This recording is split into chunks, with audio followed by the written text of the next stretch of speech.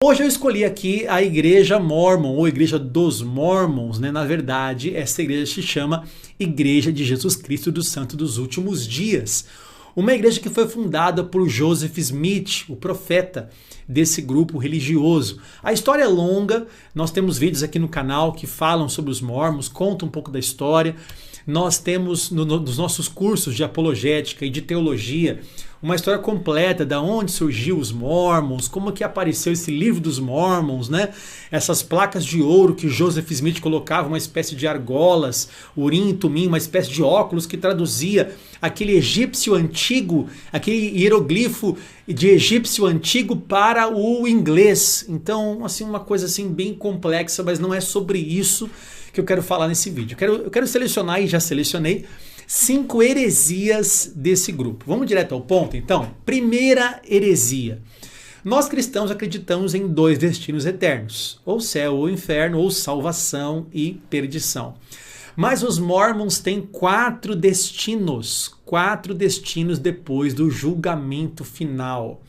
Isso mesmo, para os Mormons, primeiro existe um lugar, o lugar mais elevado, que é o lugar celestial, aonde vão as pessoas que ganharam nota 10. Eles creem também que a salvação vem por meio das obras também, né? Você pode adquirir a salvação por meio das suas obras. Então, aquele que recebeu nota 10, nota máxima, ele se converteu, era uma pessoa honrada, ele se batizou. Então, esta pessoa, ela vai para um lugar, o lugar celestial, desfrutar da vida eterna com o Senhor. Outro lugar é o lugar terrestrial, como se fosse terrestre. É um lugar onde pessoas que receberam nota 5.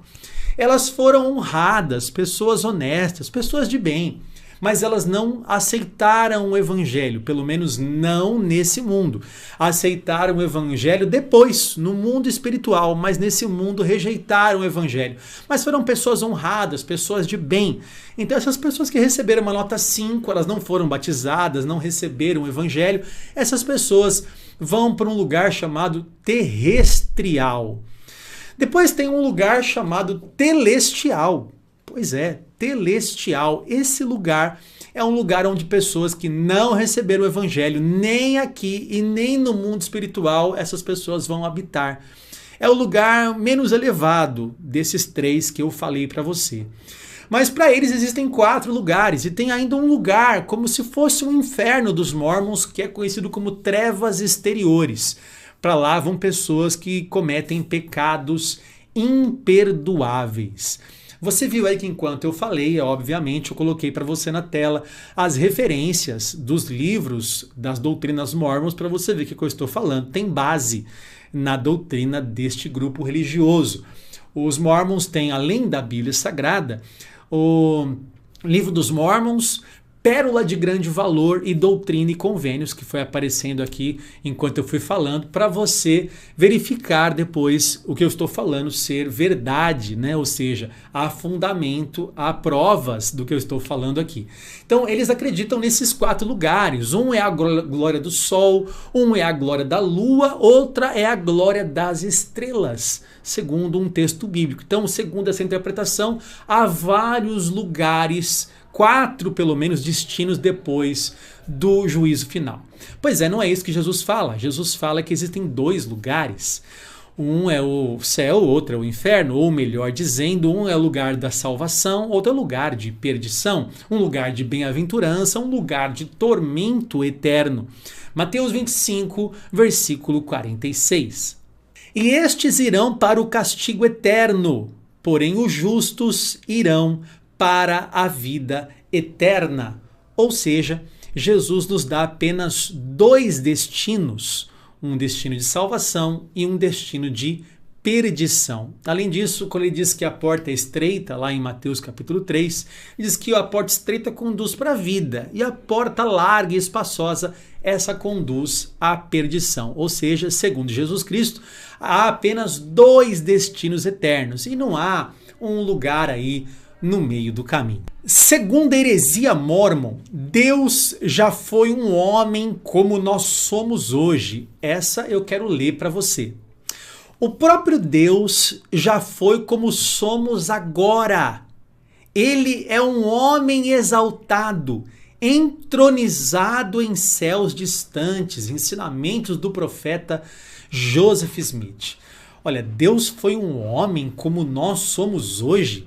Nós somos pecadores. Deus é santo. Jamais Deus poderia ter experimentado essa natureza caída para ganhar a posição de ser um homem exaltado.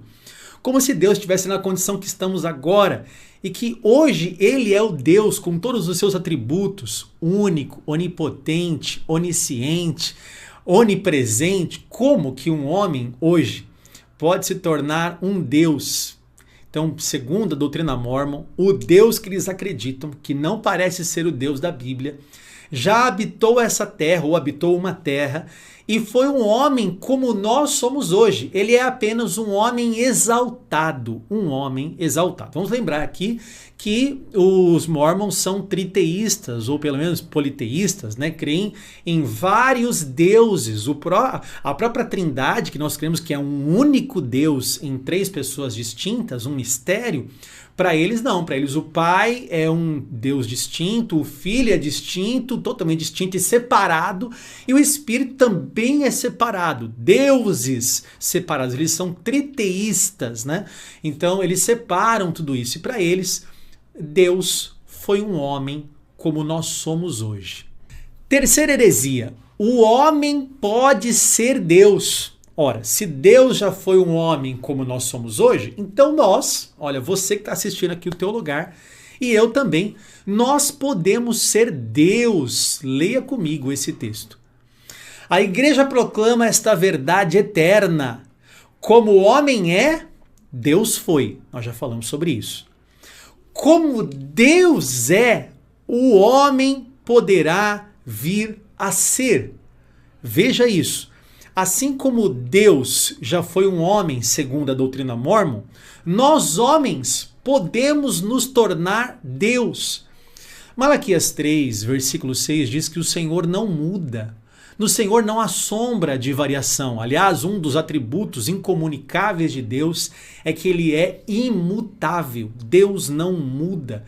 Não tem um dia que ele está mal ou um dia que ele está bem. O nosso Deus não era um homem e depois ganhou a posição de ser Deus, e muito menos você e eu, pobres pecadores, podemos nos tornar Deus. Deus foi um homem como nós somos e nós podemos ser Deus. Que doutrina diferente da cristã, protestante ou até mesmo católica ensina a doutrina mórmon. Para completar esse ensino, então, quarta heresia, Deus tem um pai, um avô e um bisavô e assim sucessivamente. Se Jesus teve um pai, o que nos impede de crer que o pai também teve um pai? Ora, se Jesus teve um pai, se a Trindade se organiza entre pai e filho, quem garante que o pai não tem um pai e o pai do pai não tem um pai, que seria o avô, e depois um bisavô e assim sucessivamente? Ora, Deus é eterno. De eternidade a eternidade, tu és Deus, diz a palavra. Portanto, Deus, não houve um tempo em que ele não existisse. Ele não foi criado, ele não foi gerado, ele é eterno. E quando um ser é eterno, como o nosso Deus, ele não pode ser gerado por um outro pai, numa fila infinita para o passado, de bisavô, tataravô e tudo mais. Não, o nosso Deus é um Deus autoexistente, que sempre existiu e não houve tempo em que ele não existisse. Ele sempre existiu porque ele é um Deus eterno, de eternidade a eternidade. Como se dissesse, do passado infinitamente para o futuro infinitamente. Ou melhor dizendo, fora do tempo, atemporal. O nosso Deus não foi criado e muito menos tem um pai. Imagina, o pai ter um pai. Esta é uma doutrina que está na Igreja dos Mórmons. Quinta e última doutrina. Para os mórmons, a queda, o pecado, foi uma grande bênção. Para nós protestantes, segundo a Bíblia Sagrada, o pecado foi uma maldição, mas para os mórmons foi uma grande bênção. Veja comigo esse texto. Quando Adão foi expulso do jardim do Éden, o Senhor impôs uma sentença. Você lembra qual foi a sentença, né? Algumas pessoas têm considerado essa sentença como terrível, pois não foi. Foi uma benção. Para os Mormons, só depois da queda é que houve liberdade de escolha, possibilidade de gerar filhos e coisas semelhantes. Então, para eles, a queda foi uma bênção. Ele diz, e para alguns as pessoas acham que isso foi terrível, mas não foi não. Foi uma bênção. Alguns acham que Deus imputou uma punição em Adão, mas não, foi uma bênção. Ora, mas pelos que nós vemos nas Escrituras, o que Deus lançou ali sobre Adão, sobre Eva, sobre a terra, sobre tudo que há, foi uma grande maldição por causa do pecado. Dores, enfermidades, choro, coisas que não existiam antes da queda. Aliás, Romanos 6 diz que o salário do pecado é a morte. Como que uma coisa que gera morte pode ser bênção? Como que uma coisa que gera morte e afastamento de Deus, porque foi isso que aconteceu com Adão, a punição que Adão recebeu foi a separação de Deus com o homem. Como que isso pode ser uma bênção? Então, uma grande contradição com as Escrituras sagradas.